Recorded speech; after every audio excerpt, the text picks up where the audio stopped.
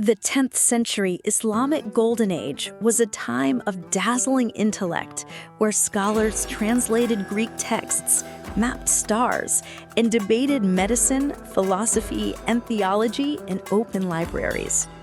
Into this rich world was a boy named Hassan ibn al-Haytham, later known in the West as Alhazen. He grew up in Basra, a city near the Persian Gulf, curious about everything, especially light. How does vision really work? Why do mirrors flip images? How do stars shimmer? Unlike many thinkers of his time, Alhazen wasn't content with just reading Aristotle or Plato. He wanted proof. He moved to Baghdad, then the intellectual capital of the Islamic world. The House of Wisdom overflowed with scrolls from ancient Greece, India, and Persia. Alhazen devoured them. Mathematics, astronomy, optics, geometry, philosophy. But he wasn't a passive scholar. He believed that even the greatest minds of the past could be wrong. What mattered wasn't reputation, it was evidence. The man who investigates the writings of scientists has to suspect them all and conduct experiments to see if what they say is true. Centuries before the term scientific method would be coined, Alhazen was planting its seeds. Alhazen's fame grew.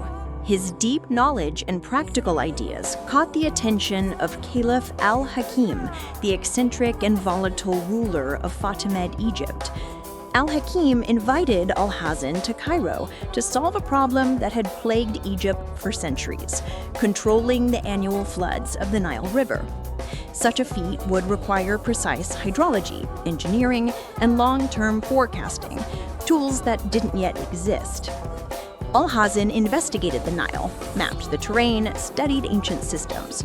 Eventually, he reached a conclusion. The task was impossible with the current understanding and infrastructure. To avoid execution for failing the caliph, he made a bold decision. He feigned madness. The caliph spared him, but placed him under house arrest in Cairo. Ironically, this confinement became his most productive period. During these years, Alhazen wrote over 90 works, including his magnum opus, Kitab al-Manazir, the Book of Optics. Within it, he broke from ancient Greek theories. Unlike Euclid and Ptolemy, who believed vision originated from the eyes projecting outward, Alhazen proposed a revolutionary idea. Light travels in straight lines from objects and enters the eye. Vision is passive, not active. He proved this using experiments. He built dark rooms, placed small pinholes in walls, and allowed light to project images inside, effectively inventing camera obscura. He observed, measured, and replicated results. This wasn't just a theory. It was the beginning of experimental science. Most thinkers of the ancient and medieval worlds relied on reason and deduction. Alhazen added something radical: systematic observation and testing. He introduced a methodology that would become the foundation of modern science. Observe a natural phenomenon, formulate a hypothesis, design and perform experiments, report and measure results, draw conclusions, and revise. He insisted that theories had to be verified through repeatable experiments, not just logical arguments or divine revelation. He applied this to reflection and refraction of light, lenses and magnification, visual illusions and perception, astronomy and planetary motion. His work was detailed, mathematical, and replicable, the hallmarks of modern scientific writing. This was over 600 years before Francis Bacon, Galileo, or Newton. Alhazen's insights into optics would directly influence later breakthroughs in lenses, telescopes, and astronomy. Though confined in Cairo, Alhazen's books traveled far. They were preserved in Arabic libraries in Andalusia, Syria, and Persia. During the 12th and 13th centuries, his works were translated into Latin in places like Toledo and Palermo, sparking a rebirth of science in medieval Europe. His name was westernized to Alhazen, and his Book of Optics became a foundational text for Roger Bacon, who called him the physicist, Johannes Kepler, who refined optical theory, Galileo Galilei, who used experimental verification, Descartes, who studied the physics of vision. Yet today, Alhazen is rarely taught in schools. There are no statues, no holidays, few people even recognize his name. Why?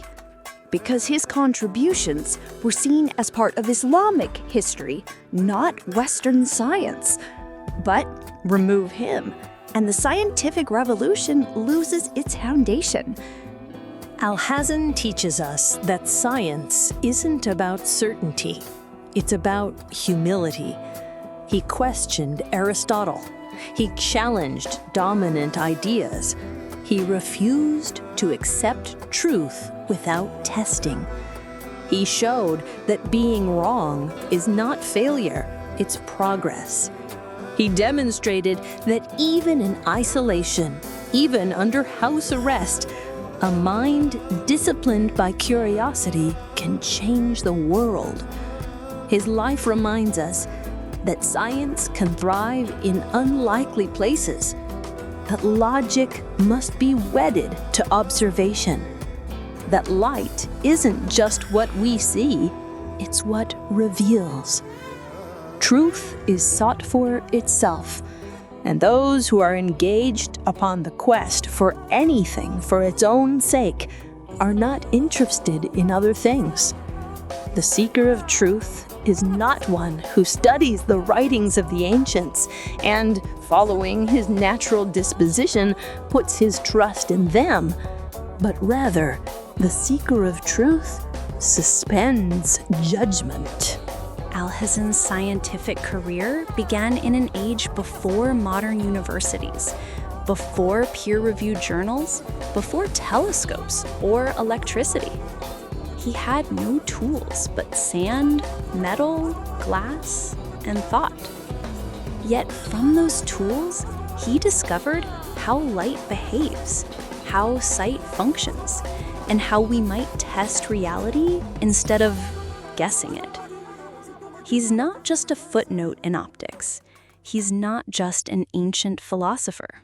He's the first modern scientist, centuries ahead of his time.